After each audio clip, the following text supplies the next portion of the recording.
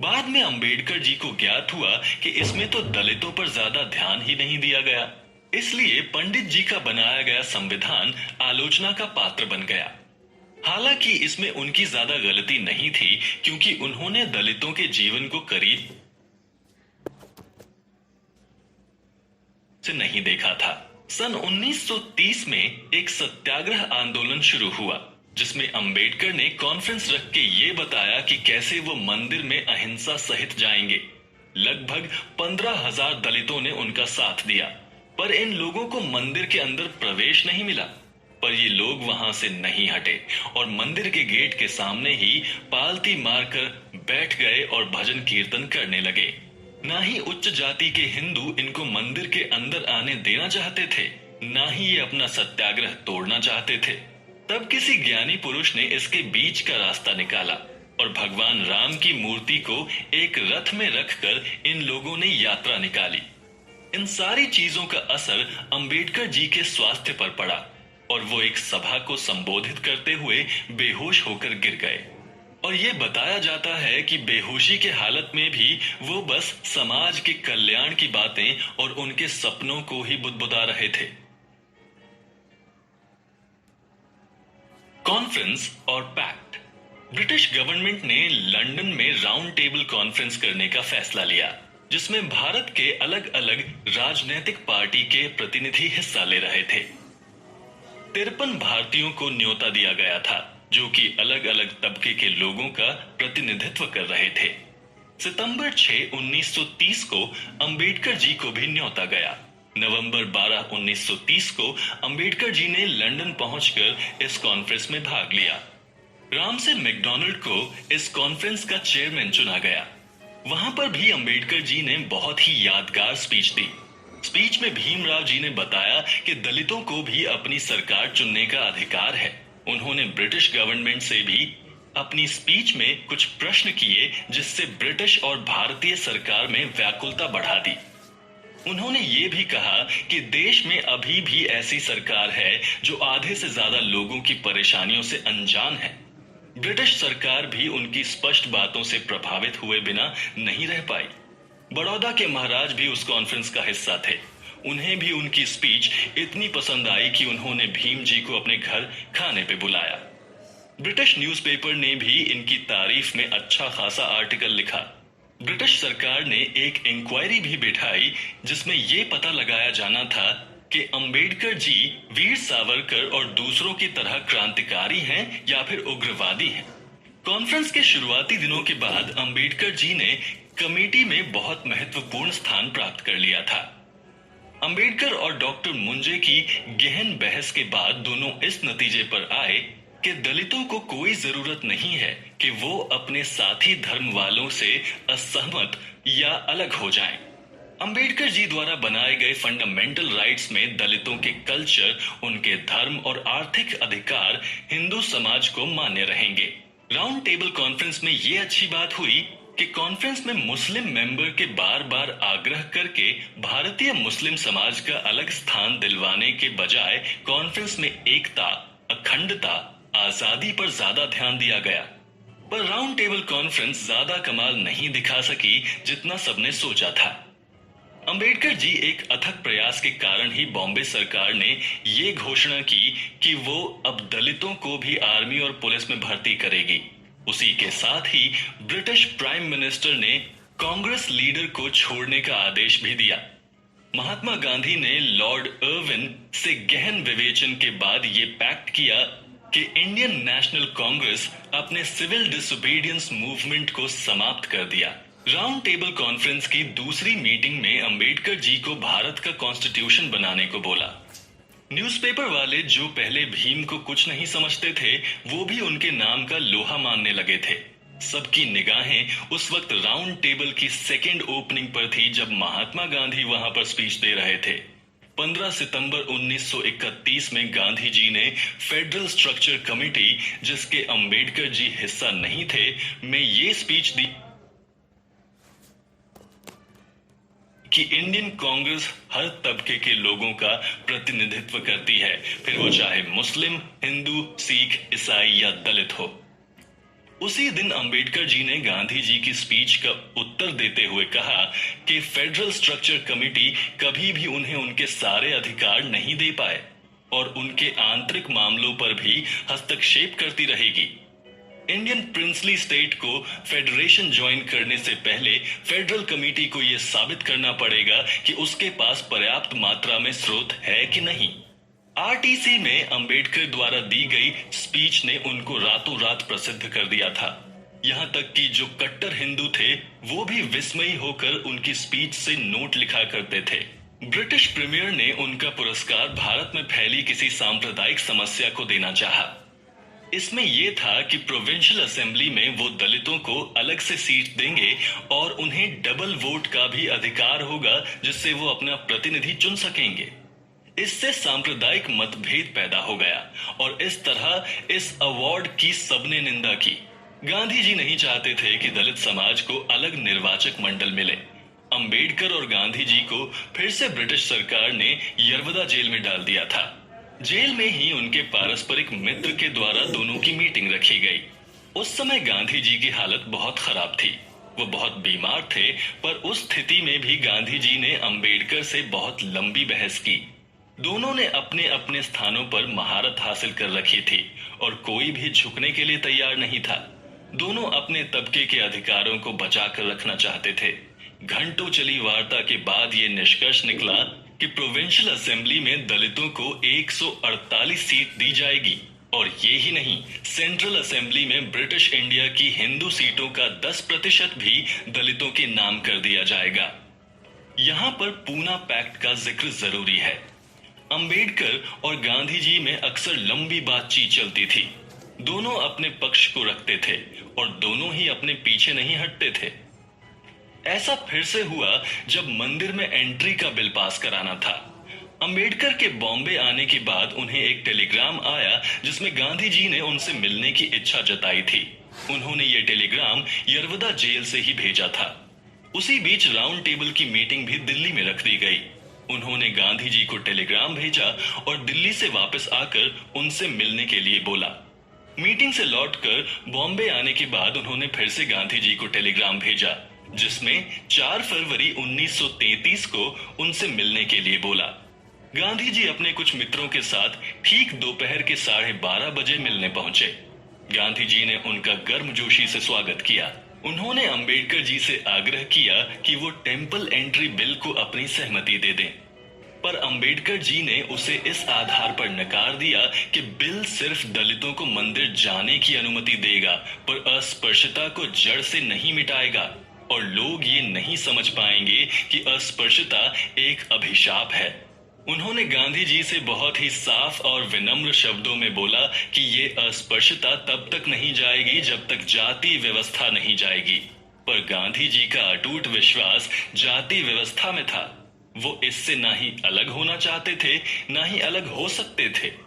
हालांकि वो दलितों और अस्पृश्य लोगों के विकास और उन्नति का कार्य करते, पर वो खुद को उससे अलग नहीं करना चाहते थे और यही कारण था गांधी जी और अंबेडकर जी के मतभेद का।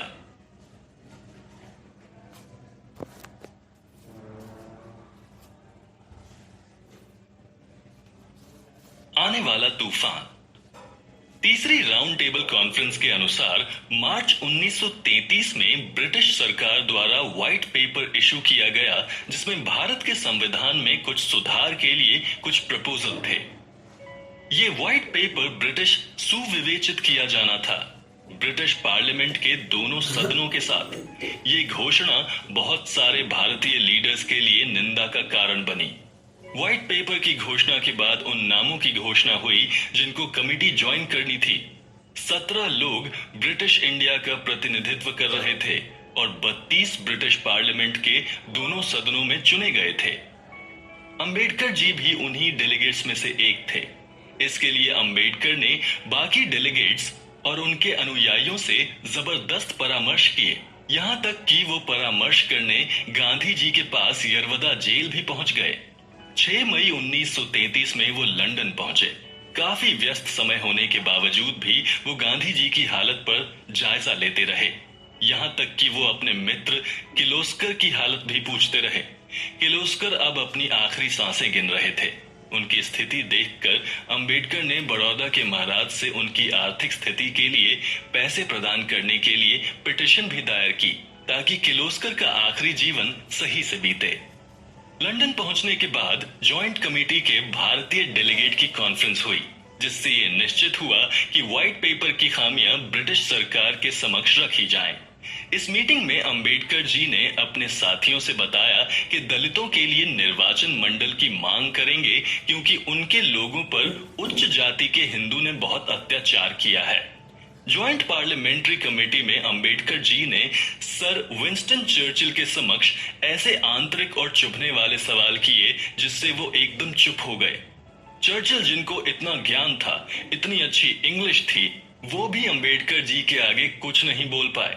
ज्वाइंट कमेटी ने अपनी वार्ता नवंबर 1933 में खत्म की। उनके वापस बॉम्बे लौटने के बाद उन्होंने कुछ अखबारों को इंटरव्यू दिए, जिनमें उन्होंने बताया कि व्हाइट पेपर में जो भी है वो अस्पृश्य लोगों की भलाई में ही है। बीते 4-5 सालों ने अंबेडकर जी की मानसिक और शारीरिक अवस्था पर बहुत चोट की। किसी करीबी की सलाह पर वो अपना इलाज कराने महाबलेश्वर के आयुर्वेद आचार्य के यहाँ गए। वहां पर इन्होंने अपना सर मुंडवाकर और सन्यासी का चोला धारण किया। तब जाकर उनकी तबीयत पहले जैसी हुई। वो बहुत खुश थे कि जो बिल ड्राफ्ट कॉन्स्टिट्यूशन का था वो ब्रिटिश सरकार द्वारा जल्द ही पारित कर दिया जाएगा। इसी बात की उन्हें उत्सुकता थी। उन्होंने वकील और गवर्नमेंट लॉ कॉलेज में प्रोफेसर का पदभार भी संभाल लिया। धीरे धीरे करके इन्होंने पैसे बचाए और उन पैसों से अपना घर बनाने की सोची। दादर के हिंदू कॉलोनी में वो अपना घर बनाने में लग गए। उन्होंने किसी भी आर्किटेक्ट की सहायता नहीं ली, बल्कि खुद ही किताबें पढ़कर अपना घर कुछ ऐसे डिजाइन किया कि जिससे उनकी सारी किताबें एक यथास्थित स्थान पर आ जाएं। ये घर 1937 में बनकर तैयार हुआ, जिसका नाम राजगृह था। घर का निचली माला रहने के लिए था और ऊपरी माला उनकी किताबों के लिए, जो इन्होंने देश विदेश जाकर इकट्ठा की थी। उस समय तक अंबेडकर जी की पत्नी की तबीयत बहुत खराब हो चुकी थी। अंबेडकर जी इतने व्यस्त रहते थे कि उनके पास अपनी पत्नी को देखने का भी समय नहीं था, जिससे वो मृत्युशैया पर पहुंच गई थी और अंत में दुर्भाग्यवश 27 मई 1935 में उनकी मृत्यु हो गई। इस पवित्र औरत ने कभी भी अंबेडकर जी से शिकायत नहीं की, बस चुपचाप सब कुछ सहती रही और उनको प्रोत्साहित करती रही। धार्मिक व्यक्ति होने के कारण उनकी आखिरी इच्छा थी कि वो पंढरपुर जाएं, जो कि महाराष्ट्र का धार्मिक स्थान है। हालांकि उनके दलित होने के कारण वहां के पंडित उनसे हमेशा दूर रहने के लिए कहते थे और दूर से ही पूजा अर्चना करने के लिए कहते थे, पर अंबेडकर जी को ये बिल्कुल भी पसंद नहीं आता था। वो अपनी पत्नी को सांत्वना देते हुए कहते थे कि उस पंढरपुर को भूल जाओ जो तुम्हें पूजा अर्चना करने से रोकता है, बल्कि हम खुद ऐसा पंढरपुर बनाएंगे जिसमें हर तबके का व्यक्ति पूजा अर्चना कर सकता हो। अंबेडकर जी के धार्मिक ना होते हुए, भगवान और हिंदू रिवाज को ना मानते हुए भी उन्होंने अपनी पत्नी का क्रियाकर्म हिंदू रीतियों से ही किया।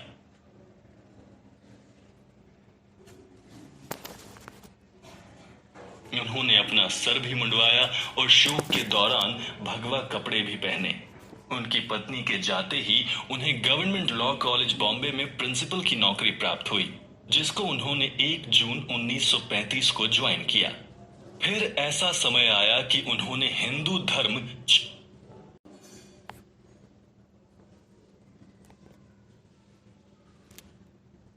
पूना पैक्ट से अपने हाथ खींच लिए। उस वक्त अंबेडकर जी उनकी इस हरकत से बहुत निराश और हताश हुए। उनके मन में निरंतर ये ख्याल चलने लगा कि कैसे वो अपने अनुयायी और अपने तबके के जीवन के स्तर को बढ़ाएं, कैसे वो अस्पृश्यता जैसे अभिशाप से अपने लोगों को मुक्त कराएं। अखबारों में ये खबर आने लगी कि दलित कॉन्फ्रेंस में अंबेडकर जी अपना धर्म बदलने की घोषणा करेंगे, जो कि 1935 में योला में होनी थी। ये खबर उच्च जाति के हिंदुओं के लिए बिजली की तरह गिरी। उन्होंने अंबेडकर को पत्र लिखकर ऐसा ना करने के लिए कहा।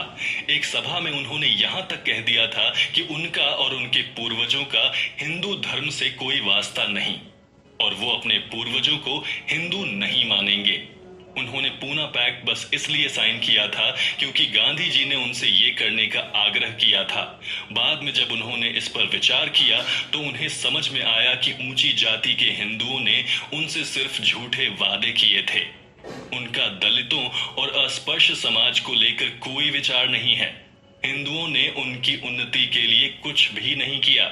1930 में जब दलित समाज के समूह ने धर्म परिवर्तन कर इस्लाम धर्म अपनाने का निर्णय लिया तो अंबेडकर जी ने उनसे थोड़ा और समय ठहरने को बोला।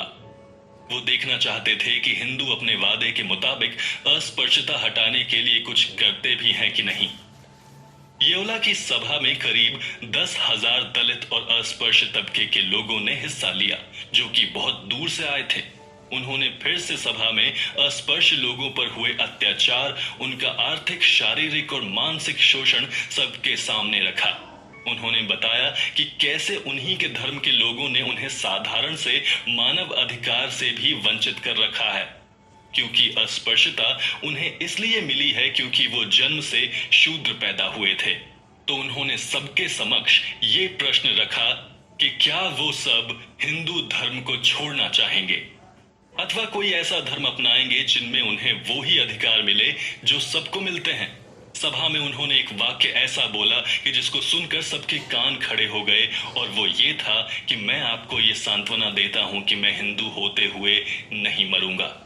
इसका मतलब था कि वो जरूर ही किसी दूसरे धर्म को अपनाना चाहेंगे। अंबेडकर जी की इस बात ने मानो भूचाल ला दिया हो। सिर्फ राजनीतिक पार्टी ही नहीं बल्कि धार्मिक पार्टी भी इस वाक्य से बहुत धक्के में आ गई। उनके पास सभी धर्मों से निमंत्रण आने लगे, चाहे वो सिख हो, इस्लाम हो या ईसाई ही क्यों ना हो। हर धर्म के लोग इन्हें अपनी तरफ खींच लेना चाहते थे। यहां तक कि इनके पास बनारस के महाबोधि समाज के सेक्रेटरी का भी टेलीग्राम आया। उन्होंने भीमराव से बुद्ध धर्म अपनाने का आग्रह किया, पर इनका ये निर्णय गांधी जी को पसंद नहीं आया था।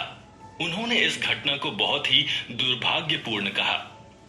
उनका मानना था कि अस्पृश्यता खत्म होने वाली थी, ऐसे में धर्म परिवर्तन करना गलत है। वो कहते थे कि धर्म कोई चोला नहीं है जो उतार के फेंक दिया जाए या उसे रोज बदल लिया जाए, बल्कि धर्म तो आपके अंदर बसा हुआ है।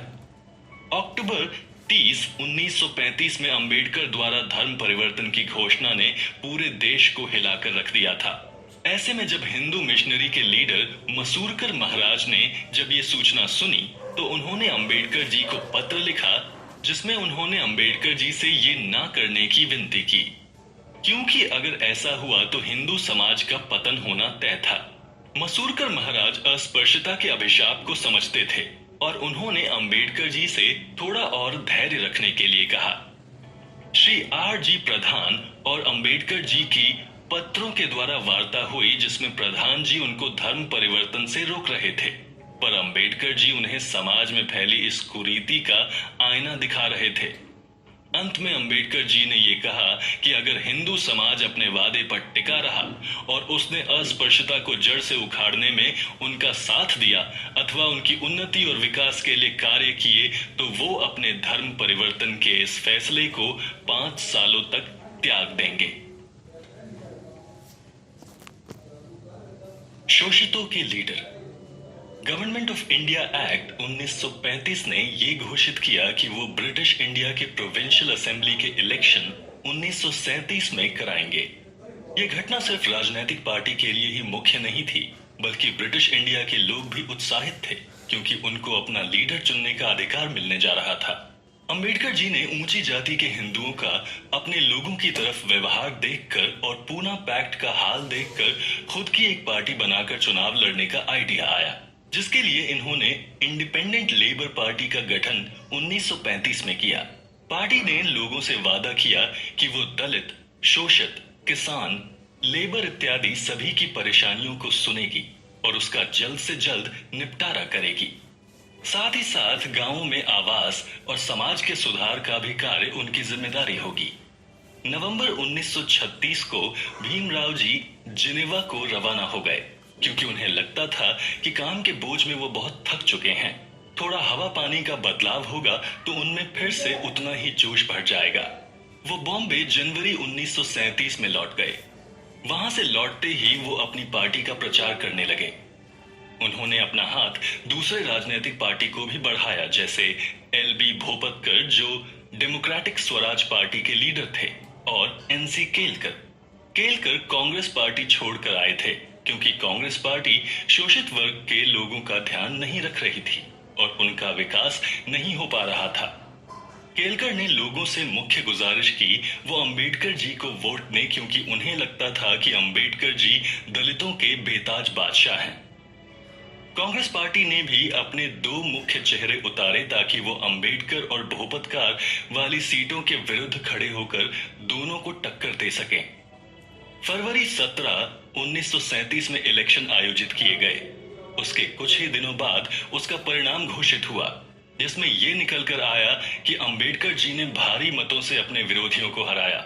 17 में से 15 कैंडिडेट जो अंबेडकर जी ने खड़े किए थे उनको निर्वाचित किया गया था। मार्च 1937 में एक और घटना घटी जिसने अंबेडकर जी की सफलता पर चार चांद लगा दिए। वो ये थी कि बॉम्बे हाई कोर्ट और थाने के असिस्टेंट जज ने यह फैसला सुनाया कि चवदार तालाब का इस्तेमाल अब दलित और अस्पृश्य समाज भी कर सकता है।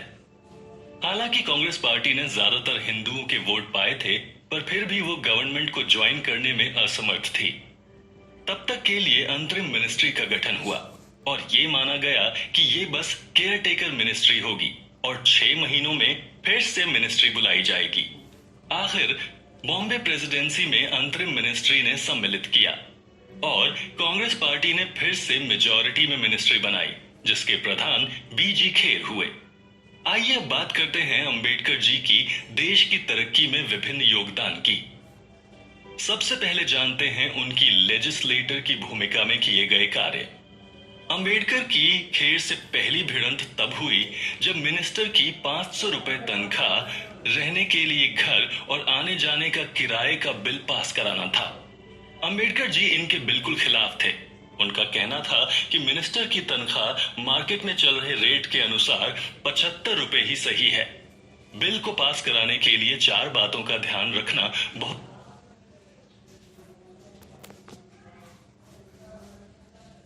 जरूरी होता है। पहला, योग्यता। दूसरा, लोकतंत्र। तीसरा, अखंडता। और चौथा और आखिरी है प्रशासन की शुद्धता। मंत्रियों को 75 रुपए से ज्यादा सैलरी देना गलत है। उस पर खेर ने ये तर्क देते हुए कहा कि ये सब मातृभूमि को सेवा के लिए उन्हें दिए जा रहा है। जब प्रोविंशियल असेंबली सेशन में नहीं थी तब भी अंबेडकर जी न सिर्फ शोषित तबके बल्कि किसानों और खेती कर रहे मजदूरों के लिए कैंपेन चलाते रहे। इन्हीं कैंपेन में 17 सितंबर 1937 को अंबेडकर जी ने एक सभा रखी और उसमें उन्होंने जमीनों की खोटी व्यवस्था को खत्म किया। अंबेडकर जी पहले ऐसे व्यक्ति थे जिन्होंने खेती में दासवृत्ति की प्रथा को खत्म किया था, जो कि सदियों से चली आ रही थी। कांग्रेस लीडर और अंबेडकर जी की एक और असहमति हुई, जिसमें शेड्यूल कास्ट का नाम हरिजन रखकर बिल पारित कराया जाना था। अंबेडकर के एक अनुयायी बी के गायकवाड़ ने एक अमेंडमेंट प्रपोज किया जिसमें हरिजन के नाम को हटाया जाना था। उन्होंने अंबेडकर की सलाह लेकर एक स्पीच तैयार की जिसमें उन्होंने बोला कि अगर अस्पृश्य लोगों को हरिजन मतलब भगवान के बंदे बोला जाएगा तो ऊंची जाति के हिंदुओं को क्या शैतान बोला जाएगा। अगर सारे लोगों को हरिजन बोला जाएगा तो उन्हें कोई दिक्कत नहीं है। अस्पृश्य लोगों को एक प्यारा सा नाम दे देना उनकी समस्याओं को हल नहीं करेगा, बल्कि उसकी जगह अगर कोई ठोस कदम उठाए जाएंगे तब दलितों का विकास होगा। असेंबली में कांग्रेस के लीडर ज्यादा होने के कारण उनके इस अमेंडमेंट को स्वीकारा नहीं जा सका और उठा के फेंक दिया गया। इसको देखकर अंबेडकर जी अपनी सीट से उठकर बोलने लगे कि अगर इस अमेंडमेंट को पारित कर लिया जाता है तो किसी का इसमें नुकसान नहीं होता। क्योंकि असेंबली में कांग्रेस के लीडरों की मात्रा ज्यादा है तो मुझे डर है कि आगे के कोई भी बिल पास नहीं हो पाएंगे, इसलिए हम असेंबली की आगे की कार्यवाही छोड़कर जा रहे हैं। उन्हें वर्किंग क्लास का चैंपियन भी कहा जा सकता है। सिर्फ दलितों और अस्पृश्य लोगों के लिए ही नहीं, अंबेडकर जी ने मजदूरों के लिए भी लड़ाइयां लड़ी। इसके लिए इन्होंने इंडिपेंडेंट लेबर पार्टी का भी गठन किया। सितंबर 1938 में बॉम्बे लेजिस्लेटिव असेंबली ने इंडस्ट्रियल डिस्प्यूट बिल पास करना चाहा। अंबेडकर जी ने ये कहकर इस बिल की आलोचना की कि ये सिर्फ व्यापारियों को ही फायदा पहुंचाएगा, मजदूरों को नहीं। इस वजह से अंबेडकर और खेर की मिनिस्ट्री में होम मिनिस्टर के एम मुंशी का वाद विवाद भी हुआ, पर कांग्रेस का बहुमत होने के कारण यह बिल पास कर दिया गया। 7 नवंबर 1938 में इंडिपेंडेंट लेबर पार्टी और Bombay presidency trade union Congress ने एक दिन की स्ट्राइक रखी। बॉम्बे के सारे मजदूरों को इसमें हिस्सा लेने के लिए बोला। इसमें 80,000 मजदूरों ने हिस्सा लिया, जिसका आयोजन जमुना दास मेहता कर रहे थे। बहुत ही शांतिपूर्ण तरीके से ये स्ट्राइक रखी गई, जिसमें अंबेडकर और जमुना दास मेहता ने मिल के स्थानों का जायजा लिया जहां पर ये मजदूर काम करते थे। पर कुछ शरारती तत्वों ने पत्थर फेंकने शुरू कर दिए, जिसकी वजह से कुछ लोग घायल भी हुए। उनमें से एक पुलिस वाला भी था और कुछ दारोगा भी थे। इसको देखते हुए पुलिस ने हवाई फायरिंग भी की, जिसमें 2 लोग जख्मी हुए। उसी शाम को जमुना दास मेहता ने फिर से एक मीटिंग रखी, जिसमें सारे मजदूरों को धन्यवाद और शुभकामनाएं दी कि उन्होंने बहुत शांति से इस स्ट्राइक को समाप्त किया। इस सभा में अंबेडकर जी ने मजदूरों को संबोधित करते हुए कहा कि अगर कांग्रेस पार्टी पक्का वादा करे कि वो दलितों और मजदूरों का साथ देंगे, तो वो कांग्रेस पार्टी से जुड़ने के लिए तैयार हैं। उनका सबसे महत्वपूर्ण योगदान रहा शिक्षा के क्षेत्र में। इसके साथ ही कई आयोजन और आंदोलन के जरिए उन्होंने दलितों के लिए प्रखर आवाज उठाई। अब तक अंबेडकर दलितों और मजदूरों के प्रिय लीडर बन चुके थे। उनके लीडर होने की विशेषताएं उनकी स्पीच में साफ नजर आई थीं, जब उन्होंने 20 जुलाई 1942 को नागपुर में लोगों को संबोधित किया था, जिसमें उन्होंने कहा था, सही के लिए लड़ने के लिए आपको मेरी सहमति की जरूरत नहीं है, बल्कि हमें इस सहमति के लिए आपकी ज्यादा जरूरत है।